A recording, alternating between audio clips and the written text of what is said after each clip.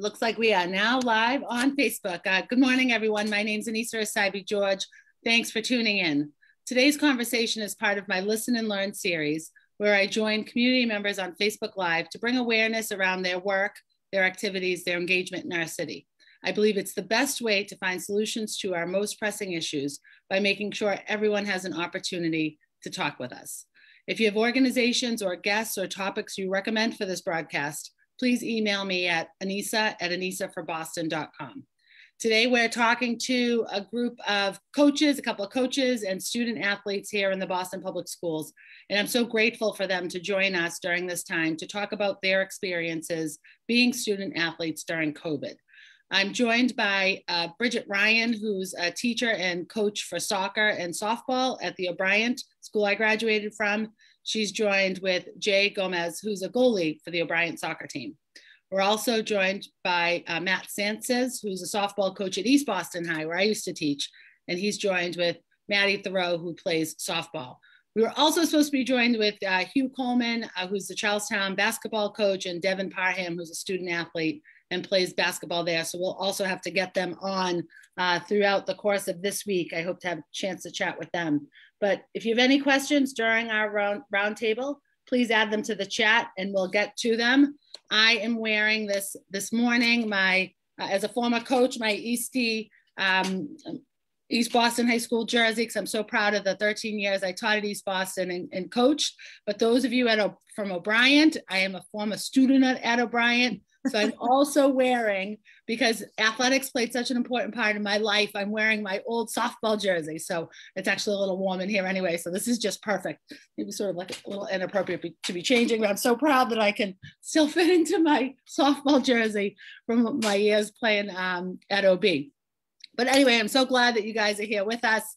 We're going to have, I think, a little bit of fun talking about school, talking about athletics, and how much I hope Maddie and Jay enjoy athletics, and Miss Coach Ryan and Coach Sanchez, how much you enjoy coaching your student athletes. But I also want to talk about the serious implications that COVID has meant to all of you, in particular as we gear up for the fall seasons starting now, and hope in an extended spring season that we lost last year. So Coach Ryan, if you would like to just introduce us to you, talk about the sports that you coach, because I know it's more than one, and maybe also a little bit about what you teach. Hi, everyone. I'm Bridget Ryan. I teach 8th grade and 12th grade government at the John D. O'Brien in Roxbury. This is my 4th season coaching the varsity girls soccer team, and around the 9th or 10th year for the softball team, depending on if you want to count last year or not. So I'm very excited to be here. My student athlete with me today is Jay Gomez. She is the goalie for the team. She's a 3-year starter. And I'm really sad to see her go and graduate this year. But what's actually exciting too is Maddie played for O'Brien for a couple of years too. So I was able to coach both of the student athletes. Oh, very cool. On this Facebook Live. So that's really awesome today. Thank you very much, Bridget, for being with us. Jay, would you like to introduce yourself to the audience, those that are listening in? Sure. I'm currently a senior at the John D. O'Brien School of Math and Science. I'm really sad that this is my last year. O'Brien's has made, it's been kind of my home for the last 4 years. I'm a goalkeeper for the O'Brien girls varsity soccer team, and it's honestly just the best to be there. I love it. I'm so grateful that you're with us this morning. Matt, introduce us to you and tell us a little bit about your work at Eastie, your coaching experience, and then we'll give the floor to Maddie. How are we doing? Good morning, everyone. Matt Sanchez. I'm the softball coach at East Boston High. This is my 5th year. And I previously had coached varsity baseball at Charlestown High School. I also played in the Boston City League for Boston Latin Academy. So I'm lucky to have a good program like we do in East Boston with players like Madison, who almost lost out on. She was made captain for her junior year. She's such a good player and leader. She almost lost out on 2 seasons. She was who I had most in mind when we were talking about losing, because like if we lost this year, she would have lost 2. That would have been awful.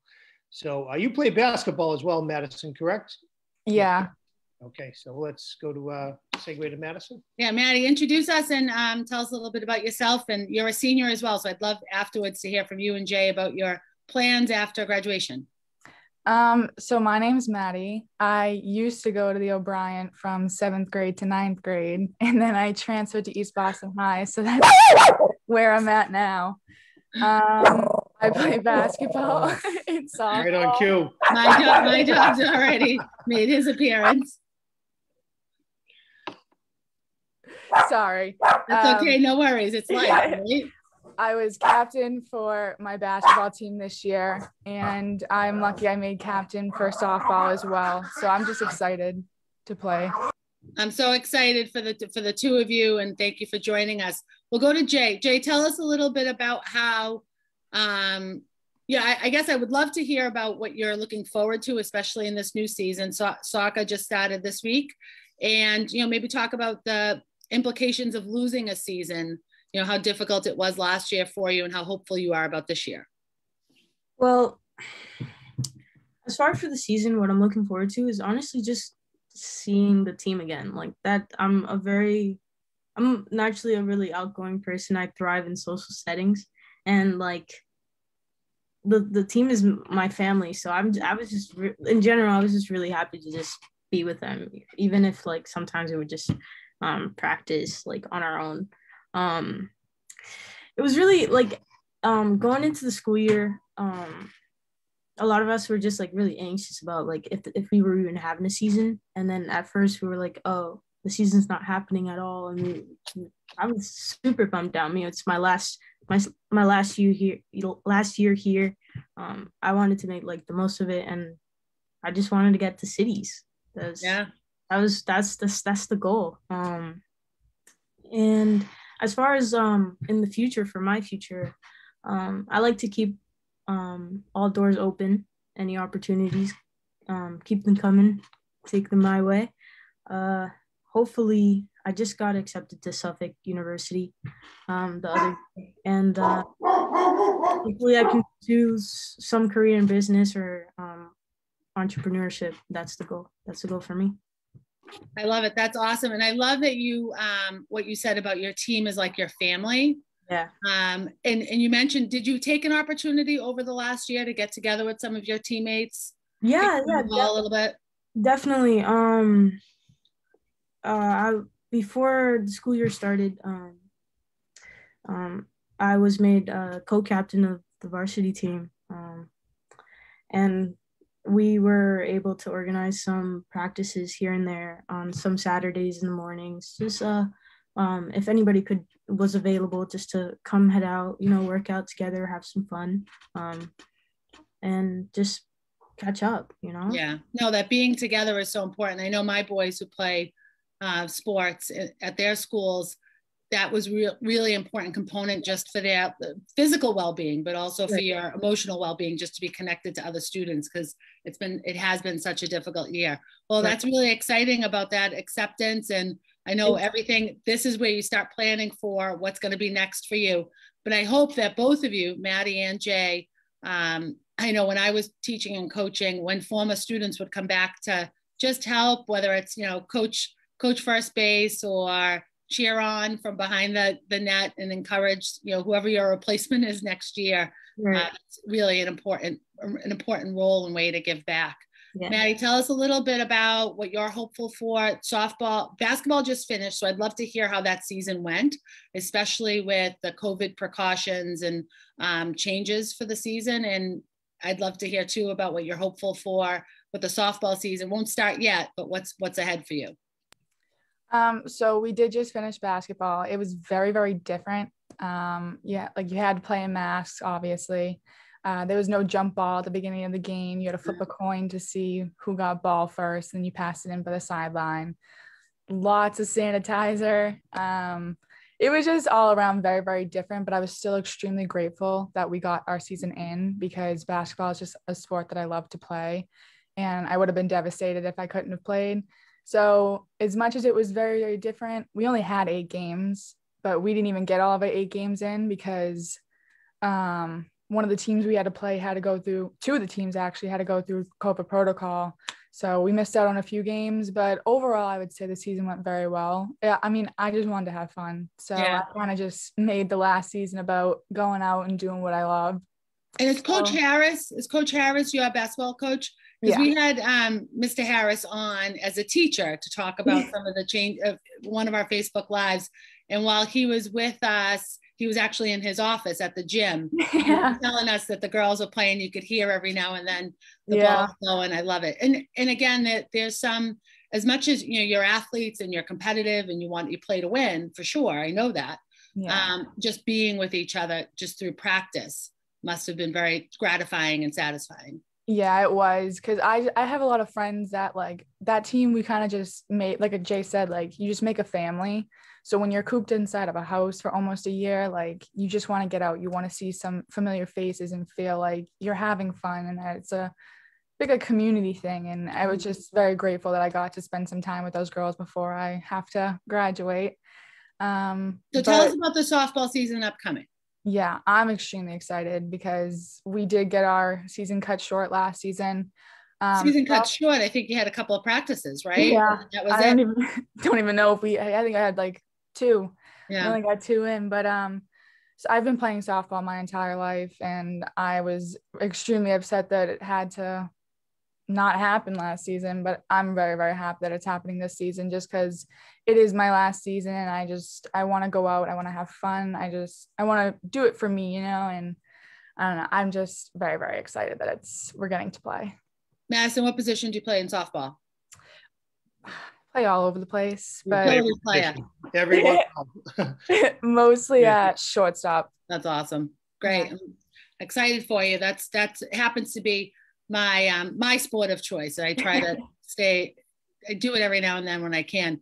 Matt, tell us a little bit about how you support your players. And Bridget, this question's for you as well. Tell us how you support your players last year, thinking about, telling kids that the season's canceled. How do you work through that, both for yourself, because we look forward to the seasons as coaches, but how do you support your kids through that really difficult time, and then support them when they're not playing to get them back encouraged, keep them encouraged to come back and play the next season? Yeah, interesting you bring that up. We had a meeting. It's about all we were able to have last year, but we had like almost 70 girls in my classroom. It was the biggest sign up I had ever had. Ironically, a lot of the players were new players and whatnot, but it looked like it was going to be a promising season. So it was very disappointing. We had another captain, Evelyn. She was a senior. She's been a great player since the 9th grade, and it was I really felt bad for her losing out on her captaincy for the year, because she had really earned it. So it was we do like usually a chat group, but the season really never took off. Annissa, really. So it was it's like the season that wasn't. When I counted my 5th year here, I had to do it twice, because I was like, this last year counted, because it was the troubling part. Not troubling is the wrong word, but just concerning is, in EC we do pretty good with numbers. I just, I'm really glad they're having the season, because if we went 2 seasons without spring, that could have been, could have had serious ramifications. So I'm really glad that we're playing this year and just trying to really move forward from there. Great. Bridget, how do you support kids as a coach to keep them encouraged to come back to the sport after losing a season, and really a couple of seasons? If you think about soccer, didn't happen in the fall. Yeah. So like Matt said, I mean, softball, unfortunately, was the day of the first day of the season. And leading up the week before, I had been at some of the pitching clinics that the athletics department had put on, and we were like, okay, this is great. Like, here we go. And I had a big senior class last year. So I lost 6 kids, 4 captains that was just had been with me since they were 9th graders. And I had taught actually most of them in 8th grade. So it was a big loss. And I know we try, we kept up, we have group chats, we have them for soccer, we have text chats. My JV softball coach and I went around the city and dropped off goodie bags to each of the student athletes that responded, whether they're the soccer or softball team. We socially distanced. We had this sand rake that we gave them a bag through a window. Like Jay knows, it was just really funny. But it was just a way to get out, to show the kids and keep them engaged. we did Zooms. The soccer team did a Zoom on a Saturday afternoon where honestly, we didn't even talk for a lot of it. They watched, like they shared a screen and watched a Netflix, a movie together. It was just to be together so they could, hang out. I know last June, the kids were like, Miss Ryan, are you going to have a meeting? What are we going to do about soccer? And I was like, I am, but we don't know, what soccer is going to be like. So I know we just tried to stay positive, and I just kept telling them, like, wear masks, socially distance, like just stay positive that we will have a season. We knew working with the athletic department that they were really trying to make sure that fall, winter, and spring all have their seasons. And it's exciting that it is happening. It really is. We're in fall 2 right now, and our numbers are lower than they would be. And that's expected. It's a different time. You have to be outside. You have to wear the mask the whole time. And the kids are really great about it. So we kind of just, we use the text. We use a lot of texting. We use a lot of Zooming to stay current with the kids, not just about the sports, but about anything else that's going on in their lives in the summer. Ironically, I also work with Maddie and Jay in the summer with a summer program. So I see them all the time. So it was actually pretty awesome to physically see them in the summer as well. But that's pretty much how we roll. Now, Jay, did you guys do a video or something last year? Like was there some sort of like, just like a positive, encouraging video that you guys shared? Was there some sort of social media thing that you all did? Yeah, I delay play. We did. Oh, right. I think I did a thing in it. But Jay, were you in that video? Yeah, I think so. That's like a distant memory. I know it wasn't that long ago, but it does seem like it was a lifetime ago. Yeah. This like 2020 into 2021, but we're at actually the 1 year anniversary. Because I think, Matt, you were at the Burn In for Ray event, that fundraiser that we did for BPS athletics, the workout thing. Matt, were you there?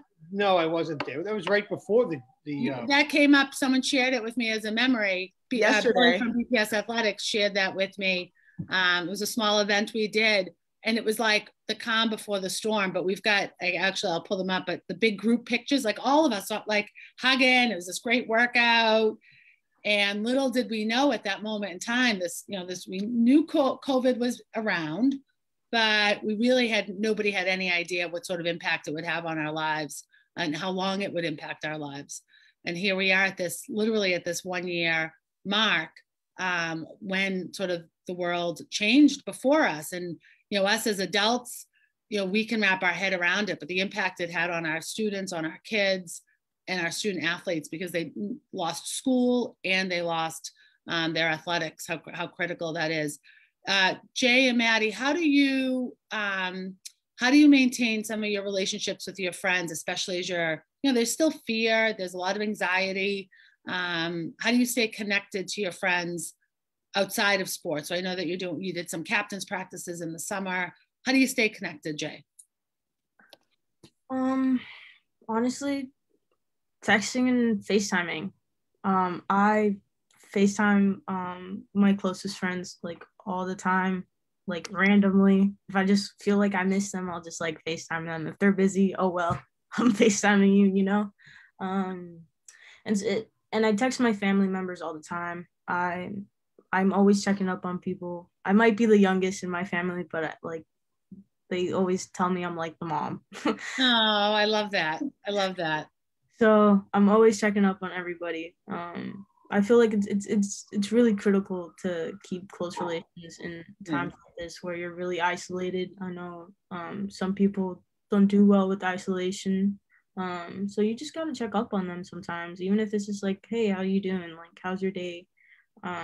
Hey, what did you do today? Just like regular conversation. It's important. I have one of my friends, Kelly, did Wellness Wednesday check-ins, or Wednesday. She did a thing on Wednesdays. I forget exactly how she did it. It was just like a text with a little bit like a heart or whatever, but just a check-in to remind me that she was there. And I'm sure she did that for lots of people because she's such a caring person. Mm-hmm. Maddie, how did you maintain relationships or just stay in touch with your friends, especially because it's such a difficult time? I'd have to go on what Jay said. I do like FaceTime my friends a lot, but I also like my close friends. I try to like ask them if they want to go out and get coffee one day just so we can see each other face to face. Because as much as text and FaceTime is like you're checking up on them, you do want to make sure that like you're seeing them face to face once in a while and making sure like they really are okay. Because some like you can butcher how you feel over text, you know, you just want to have that like one-on-one connection with one like your friends. So I try to get out, get lunch or get coffee or just something like that. So like I'm getting out of the house as well as seeing friends. So. Yeah, it is important to get outside. And now that, you know, it's a beautiful day outside today, now that the warmer weather is coming slowly but surely, I think this week will be a nice week. We may get, you know, there might be one more snowstorm in our future, but it is very hopeful and positive when we have that sunshine on deck. Tell us about doing school, Jay and Maddie. Are you sitting in the spot that you do school from virtually? Is that generally your spot? Yeah. This is my spot that I do a lot of my meetings. Sometimes I turn myself one way or another for a slightly different background. But that's where we're doing school from? Yeah. And will you two engage in, will you go return to school in person for hybrid in a couple of weeks? Yeah, definitely. I need to go back to school. I'm more of like a hands-on learner. Yeah. Than I am like a visionary, I don't have a photographic memory. So, like, you want to go back in person. And Maddie, I saw a head shake. You're going to continue virtually? Yeah. Yeah. What's been the pro of virtual for you? Why are you going to stay with it? I'm curious. I think one of like the big things why I want to stay virtual is because I live with my grandmother and I live with my mom. So I just like, I don't really want to take the chance to get anybody in my house sick. But also I've just kind of gotten to a routine of waking up and doing it like this. And I feel like it would just mess me up if I started to go some days in school and some days not. So. No, that's good. No, and that's important to recognize what's working for you and how you maintain that rhythm. And Jay, you're excited. I love that. And what's the part that you're looking forward to the most about returning to in person? I think honestly just the face-to-face learning. Yeah. It's like really, really important to me. I don't mind learning through the screen. It's just a tad bit harder for me to like really internalize and comprehend stuff. So I'm just really looking forward to like going back to my original routine of just, you know, like if I have a question, I can just raise my hand. Yeah. It over, you know, helps me out. Like that's something that I really flourish with in school. So yeah, it'll almost be like the start of another school year in a way, because things are going to change up. And even Maddie, you staying at home, your classmates are going to be doing something a little bit different. Everyone will do their thing. So it'll be a little bit of a new start to the school year, an excuse to maybe go out. I'm going to go buy some new school supplies just to feel like something to look forward to. Bridget and Matt, how's the school year going to change for you in these coming weeks? Kids are already in for you, Bridget, or are they coming this week, your 8th graders? They're coming on the 15th. So I'll go in on the 15th and start with the 7th and 8th grade at the O'Brien. The teachers will all be back. I'm excited, it'll be different. It'll be the first time really regularly back in the classroom. I've been going in every Monday for the HIP students that are in our school, volunteering on Mondays. And, you kind of get used to being home, being remote. It's kind of, you get used to the time, or, I might work out early in my, in my apartment, and then, log into my homeroom. My students on Thursday were joking, because I would say there's a little bit from each class that I'll have in front of me. But they're joking. And this is where I teach from too, actually. This is my background. Oh, that's your spot. And they joke, they're like, Miss, they're like, we're not going to see your microwave anymore. Like, oh my gosh. Like what? And I was just like, that's not funny, and it's just like, it's what they've gotten used to. And you forget what's in everyone's background, or, where they've seen you teach from since September. I'm excited. I'm excited to, I think we're going to become pretty close with the kids that are in front of us, but know that the kids still on the Zoom are just as important to us. And, we have both, and I'm excited to see my colleagues. I'm excited to, you know, kind of get back to a little bit of normalcy in that, where I'll teach in the classroom and then I'll go to practice, kind of just exactly how it is around this time of year. So to me, it's exciting. It's definitely different. It's like you said earlier, it's just about 365 days that will be from me being from one year to the next. So. Matt, is that your spot that you're usually reporting from? I've been back since December, actually, because yeah. So I have a room upstairs that was a man cave for like a month. Now it's a girls' playroom, but I go in that and do the work in there. I definitely miss having kids in person. I hope a lot come back this late in the year. At least it gets the ball rolling, because I mean, you really feel bad because kids don't necessarily miss the academics, but it's your life at that age, right? And it's a very important part.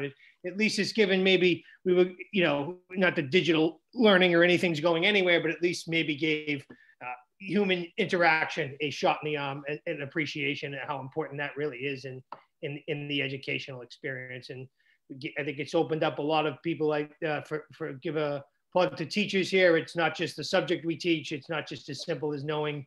I even got to see that with my own daughters. It's not as simple as one ABC, 1, 2, 3. It's managing a classroom. It's a lot involved in that. So there's been a few positives, but it'll be good when we get the full student body back, or most. Yeah.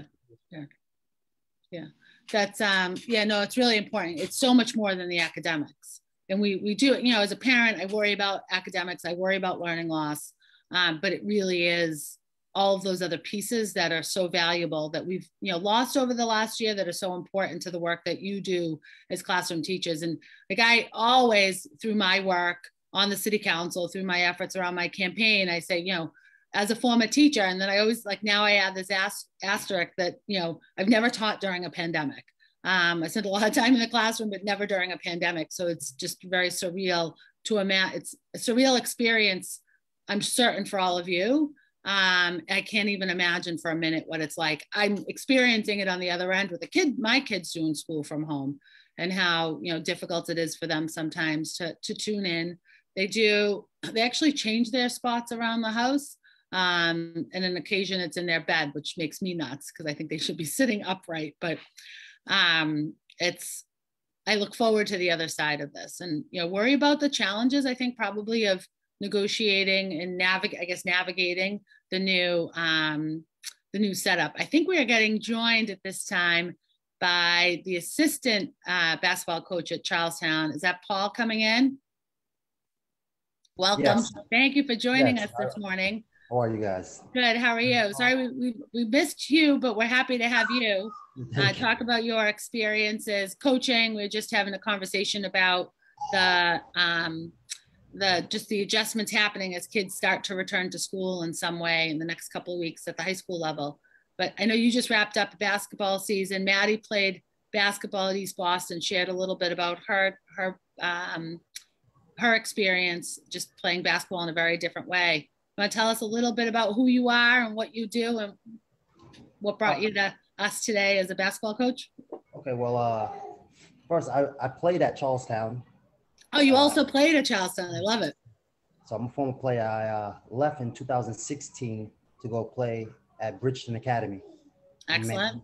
And I went off to play at Toledo for a year and transferred over to Franklin Pierce University after that. And that's where I finished. And I had an opportunity to go play overseas, but I told Hugh if he ended up getting a job at Charlestown, I'd rather go back and help him coach. So brought me back to Charlestown, and I'm really enjoying it. I love that. We were talking with Jay and Maddie about they're preparing to graduate from high school. And I was saying how great it is when young people, when our players, student athletes, come back and help coach, help cheer, help support the players that come after them. So what a wonderful way to give back to kids that are having an experience like you. How was coaching basketball this winter with COVID precautions? The beginning, I thought it was going to be a little challenging, but it was perfect. It went very well. Everybody followed the guidelines. Nobody came down with anything. Right. the games, with the guys, I know it was a little tough with the guys keeping the mask on, but they actually fought through it and didn't complain. And I think having a season actually like motivated the guys to do better, because taking away sports, some of them, that's all they look for.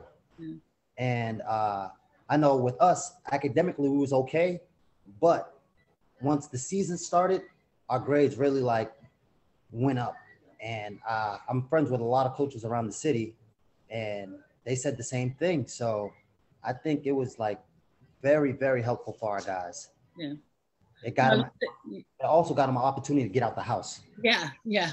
That's probably the best one of all, because it gets before long, especially early on in the pandemic. I don't know what all of your experiences were, but all of a sudden I'm like, wow, it's been days since I left the house, right. Or it's been days since my kids have become expert video game players. It's been a long time since they've gotten off the couch, or, one of the kids for Christmas asked for a new chair because he basically wore out his video game chair. It's like, this for the desk or for the video games?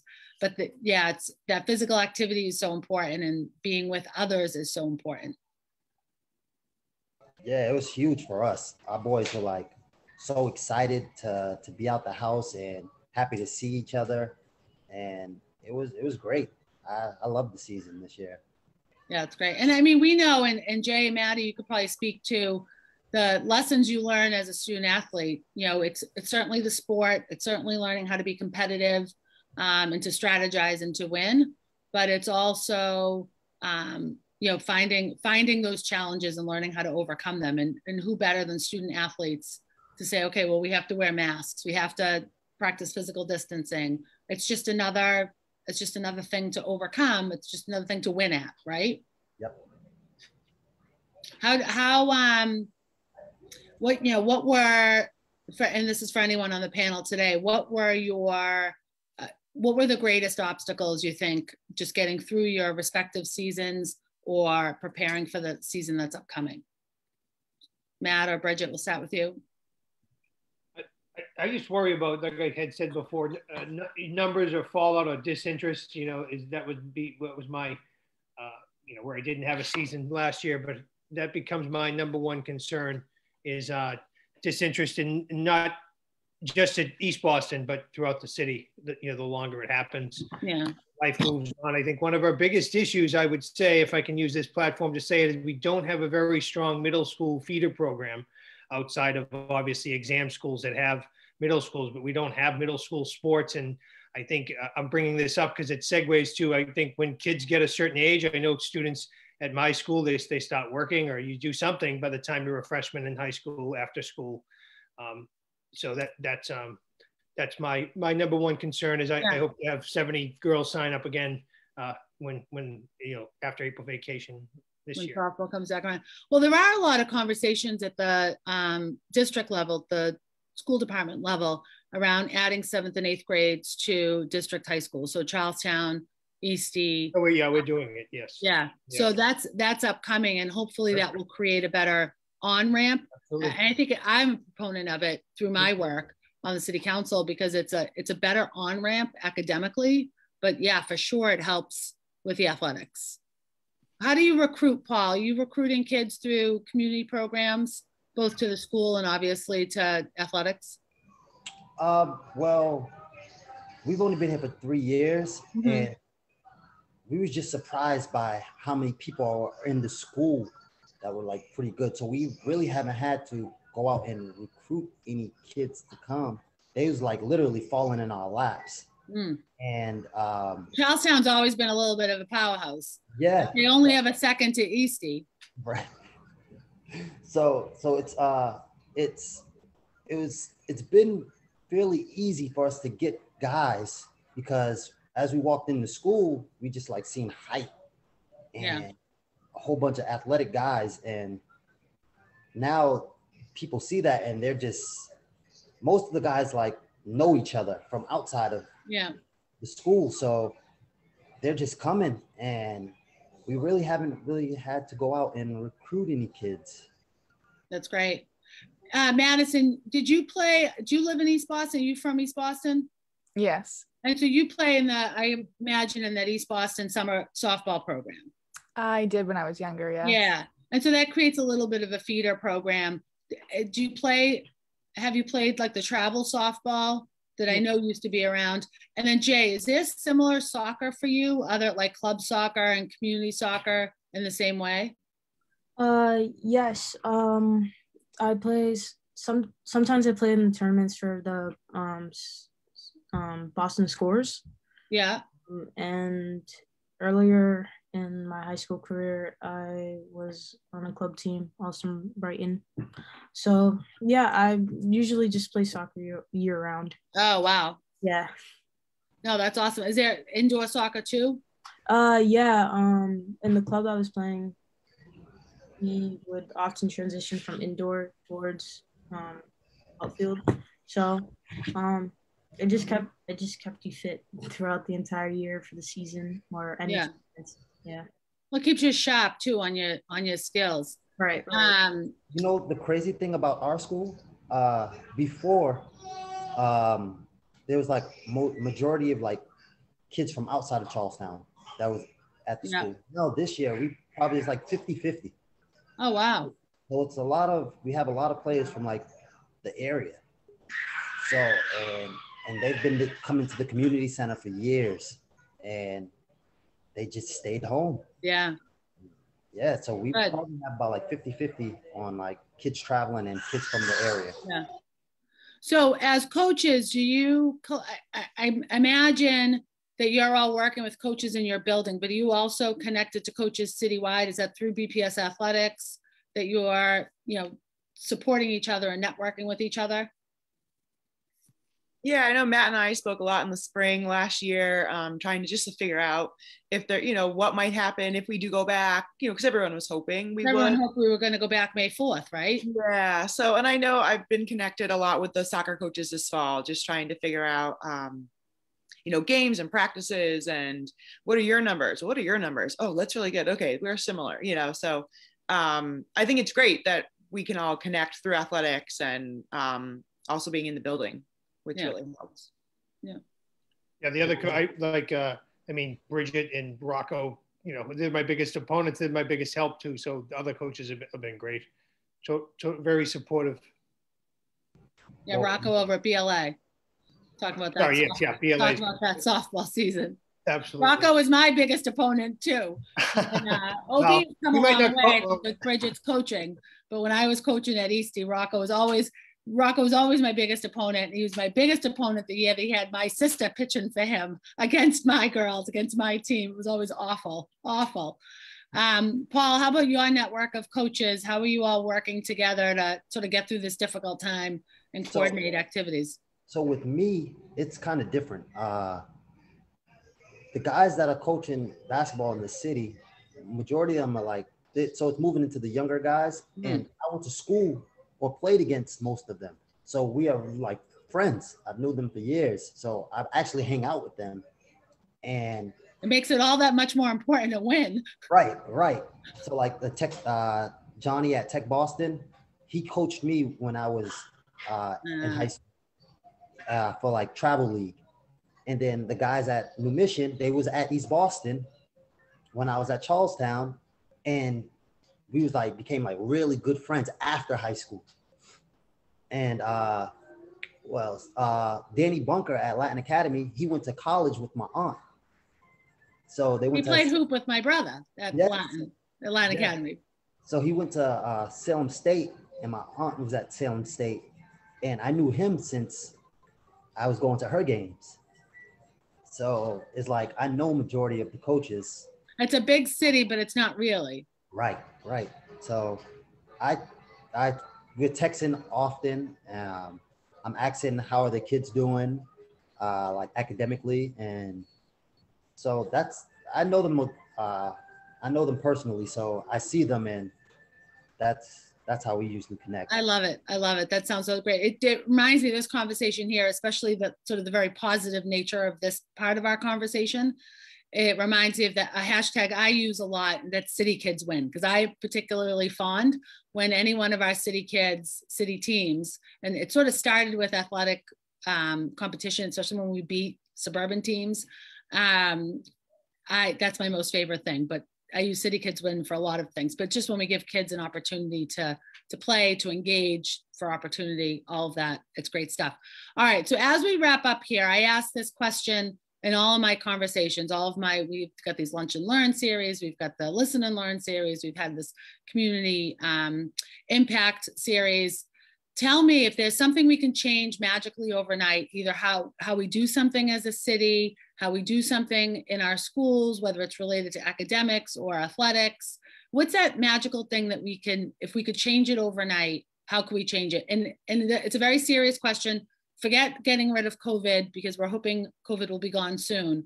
But in addition to that, what's something, because I think about my work on the city council, my work for my future, for our city's future, I'm trying to think about how I can engage in the work in a different way and what it is I can do through my role in municipal government to fix some of the challenges we face. So if you had a magic wand, what's that thing that you would do in a different way or change overnight? I'll start with you, Matt, then we'll go to Bridget, Paul, then the student athletes.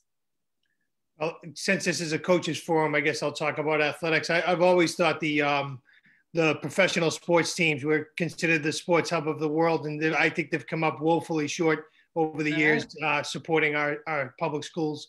I think about when I went to Latin Academy, it was in the old Fenway building for a couple of years. We had to practice in a gym with the drop ceiling right across the street from Fenway Park.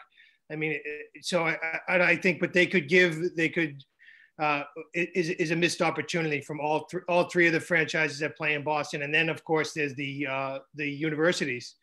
So I think it would cost them next to nothing to say uniform us, to improve our fields or anything like that. But I think that's, and then there was even the issue with the Bruins. I don't even know if they've even rectified it. They got away with it for the rank. Ignorance, about forgetting to do something they committed to do. So I guess that would be my magic wand. And I don't find that too far-fetched. I don't find that too far-fetched either. I think that's great. For so long that people think it's like pie in the sky. I think it's very simple. Equip the teams. There's only a couple of hockey teams. The Bruins could give them all equipment, skates. Yep. I like it. I like it very much. Paul, magic wand, something you change or improve or do in a different way? I think I would want like there to be more reaching out to students on the mental health aspect, because I know a lot of them are struggling being at home. Mm-hmm. They don't know how to adjust to it. And I know a lot of our players were like struggling with relationships with their parents because they haven't been together so many hours and stuck in the house as teenagers. So just for them to have somebody to talk to. Yeah. I think. I worry very much that mental health will be the next crisis that we face, sort of as a city for sure, as a society. I think that's the next crisis as the COVID situation improves. Yeah. So that would be mine. Right. Bridget, magic wand. I was going similar to Matt, with equipment, we do get a certain stipend amount of equipment from athletics in our schools, but we also, every coach, just like every teacher, spends a lot of their own money for different things. And, you go to different facilities, and I know our fields were just redone. I know City Yards was also redone recently soon. So that's exciting to see that. But I also, inviting local colleges to invite our student athletes to watch games, that would be thrilling for these kids to feel involved or to see something at the next level, and that's because we do have a lot of students that want to continue playing outside of the high school arena and maybe don't know how or struggle with reaching out to coaches and how to do that. So I think that would be, really cool for our kids to see and to experience those aspects. I love it. That's great. All right, Maddie and Jay, magic wand, what would you wish for sort of overnight things that we can change? And Coach Bridget, Sansa's and Beckland's, is it Beckland's? Is that how I say it? Yes. The very, very realistic and appropriate wishes. No, I think it's great. I think I love this working list of things I'll be doing very soon. Maddie, what do you think? I would go off of the mental health aspect as well, and just say like have teachers check in on students a little more, because when you are home for an extended amount of time, like you're looking at a computer screen for say 6 hours, and then you most likely aren't going to go outside. You're going to go right on your phone. So that's more screen time. So I would think just like having check-ins with students to make sure that they're okay and make sure they don't like, do they need something? Like just asking like ways you could help them. Cause I know like myself included, like with senior year, like you're stressed. You have so much stuff to do, and it's like, it can get very overwhelming. So just having like somebody like a teacher that you can trust, or like anybody just check in on you and see like if they could do something for you. Just something like that, because I know a lot of people are struggling around this time. So I think it would be a good idea. Lots of things changing quickly and yet still not quick enough. Yeah. Yeah. All right, Jay, you're going to wrap us up with our series today. Magic wand. Honestly, Maddie and Coach Becklins, correct, said everything that I wanted to. I know at O'Brien we do have this thing called the Tiger Zone. And a lot of the staff in that group do help with mental awareness and just homework and stuff like that. And I hope like more schools can implement a zone like that, a safe space, not just for athletes, but anybody who's just looking to just talk and just needs to like de-stress, or just needs a space to like calm down. Maybe do some homework, or just, reflect. I like that. The Tiger Zones. You'd have the Tiger Zone, the Jet Zone. I forget what Charlestown is. What is it? It's Oh, we just put you on the spot. What's Charlestown? It's South Boston's the Knights. But it's not called the. I think we just call it the zone. We don't use Townie Zone or anything. Yeah. What are your colors? What's Charlestown's colors? Red, white, and blue. Red, white, and blue. That's right. That's right. All right. Well, we've got, and I appreciate all of you and those suggestions, because I think of all the conversations we've done, we've always had good suggestions by our guests on our Facebook Live chats. But I think what you all shared today is not just realistic, but what we should be doing and what others should be doing with us in partnership with us. So I'm so grateful that you've all joined us today. I look forward to having more of these conversations on topics of interest to residents across the city of Boston. Love opportunities to talk to our young people, and in particular, creating opportunities for our city kids to win. So Jay and Maddie in particular, good luck with your fall 2 season, and then spring season just ahead, and certainly have a wonderful wrap up to your senior year of high school here in Boston. And I look forward, I'm going to come visit you both at the softball field at the City Yards probably, and then over at not what's the one in East Boston. I'm going to come see you probably next Saturday, Jay, at soccer. I forget so quickly how I forget the names of our stadiums, but at the stadium. I'm going to be at the stadium. All right, everybody. With that, we're going to wrap up. Thank you so much. Have a wonderful Sunday. I'm grateful for all of you and the work that you do. Good luck at returning to school. Enjoy the rest of your Sunday. Bye. Thank you. All right, thank you.